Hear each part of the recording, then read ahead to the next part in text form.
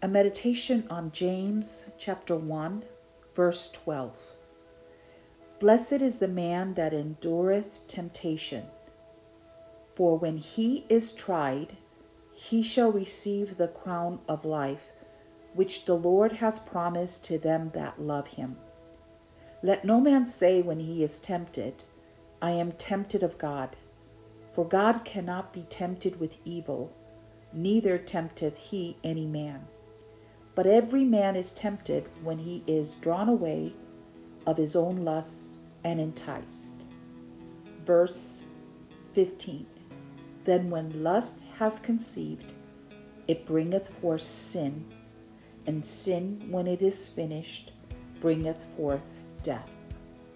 And the word that I want to focus is in verse 15, conceived.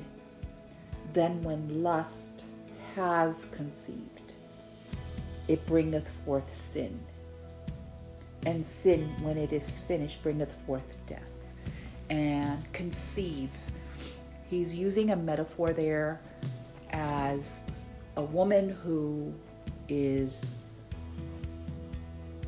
pregnant, she conceives, and then she gets pregnant and she bears fruit. She has a baby. That's the fruit. But first comes conception, then the fruit. And what I want to focus on is that word conceive. And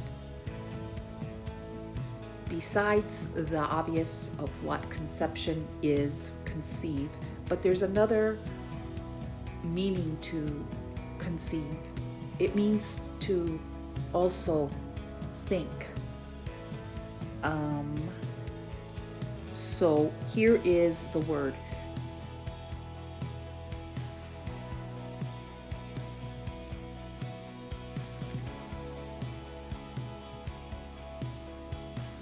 The word manufacture means form, shape, create, fashion, design, conceive. Conceive is a synonym of manufacture, of form, shape, create, design, originate. Conceive also means to imagine, envisage, think, picture, visualize.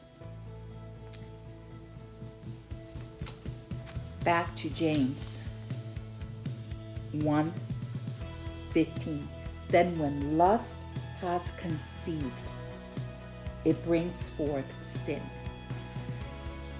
So someone who is lusting after something, it doesn't necessarily have to be the opposite sex.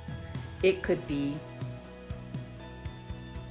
lusting after food, as the Israelites lusted in the wilderness. It could be lusting after what someone else has, a new car, any material gain. It could be lusting after money. So when lust has conceived, so we may experience lust, we may experience desire, an inordinate desire for something. Remember that in Peter it says, the lusts that war against your members. There is a war going on. Satan is continually trying to tempt us in order for us to trip and sin. That is his goal, for us to sin so that we can be divided from God, so that we can be separated from God. That's his goal. So there's a war. We're going to experience lust. We're going to experience desires for things that God doesn't want for us. Idols. Too much time on social media, video games, shopping, things of this world. So we're going to experience desires for other things. And some of these desires may be over the top, too much. And that's where we get in trouble. So the problem is not that we experience a desire for something that God may not be pleased with. It is when we conceive it, which means when we ponder it, meditate on it, think on it too much, dream about it, fantasize. That's the problem when we conceive it. Then it bringeth forth sin. That's when we go and sin.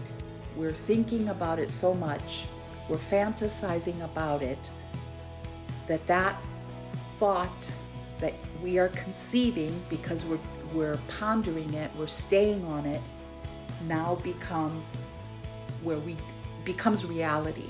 We give into it and it becomes a real reality, which is when we sin. And when we sin, it bringeth forth death. Because when we sin, that's the point where we are separated from God. And when we're separated from God, it brings forth death, because God is life. The breath of life that He breathes into us is what quickens our spirit, and we are alive in God. But when we sin, it brings forth death to that spirit. It brings forth death to that desire for God, relationship with God. So what do we do? Because it's a given we're going to be tempted. Jesus was tempted at every point also, but He didn't sin. So it is a given we will be tempted. There will be thoughts, evil imaginations,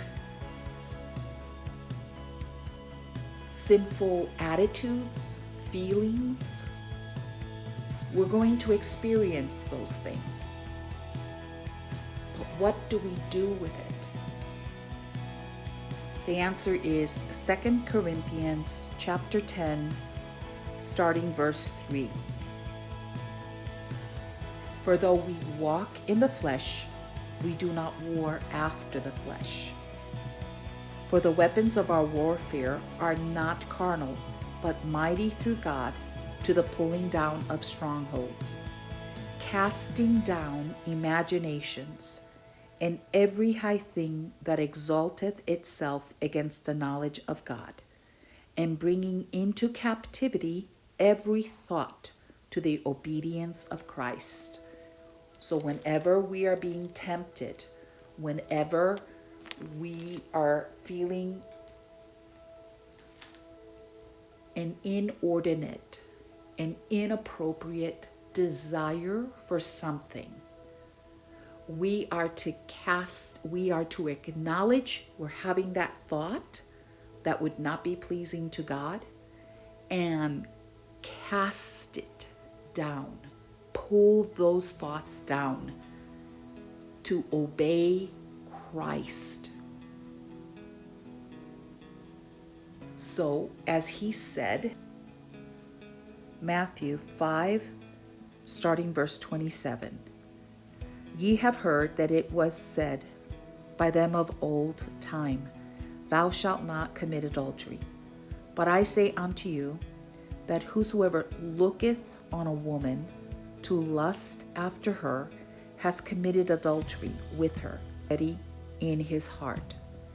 So looking at something, looking and thinking about that person with lust. Looking at whatever with lust, with an over-the-top desire for that thing. And staying in it, where we end up conceiving, that is when it becomes a reality. It becomes sin, which leads to death. But we now know how to pull those thoughts down. If we look at a person and begin to lust, or if we look at anything and begin to wish for it more than what we ought to, bring it into captivity. Capture it and bring it into captivity to obey. That it must submit to the will of God. It must be submitted. It must surrender to the will of God. We will not ponder and think and meditate and fantasize about that thing, but we will pull it down. We will obey God's word.